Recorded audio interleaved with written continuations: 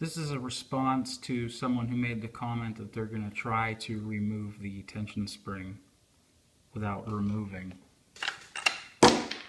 the inner cover. And please forgive me, I'm on my iPhone and my hands are oily and it's hard to focus. I just want to show you that this spring is riding on a peg. Right there is the case. So the spring has nowhere to come off. It's flush.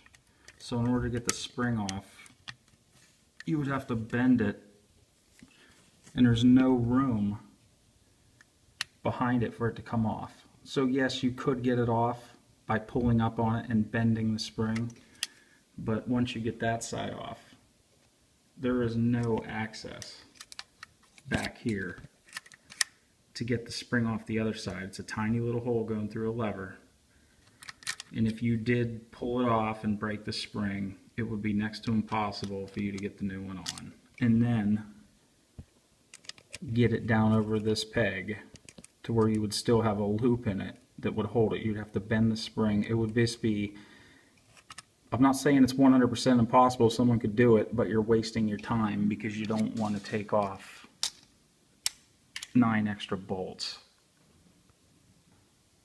The hard part's done. You got this off, which isn't even all that hard, but all you have to do is take off the rest of the case bolts and pull off the cover. This is a 2000 KLR. I just opened it up for the first time. No one's touched anything. You can see the spring has no tension on it whatsoever. It's just laying in there. And for those who say that if I change the oil often and I loosen the retention bolt, that this will last forever. Well, let me show you what happens every time you loosen this bolt. The doohickey just moved forward, but there's still no tension on the spring whatsoever. And basically all that moved didn't take any slack or tension into the chain. It's basically just because these levers are very loose on the shaft.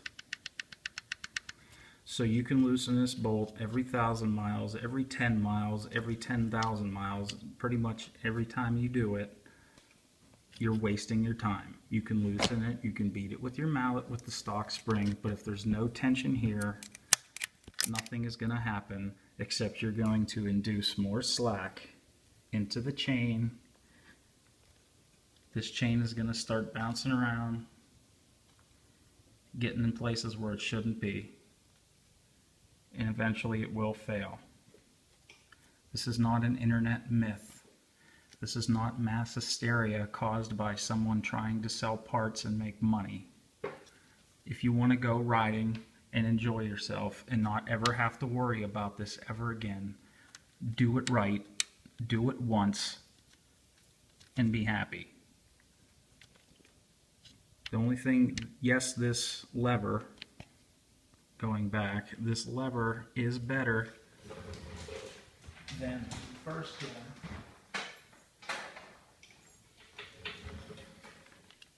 Here's one I just took off a 2007.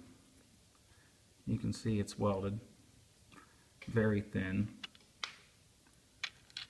So this one is less likely to break, yes, but it's loose on the shaft. You can't get a torsion spring around it, so you have to upgrade to the aftermarket Eagle mic in order to use the torsion spring. So save yourself a headache, save yourself from grief. Just do it once, do it right, go ride, and never talk about it, think about it again.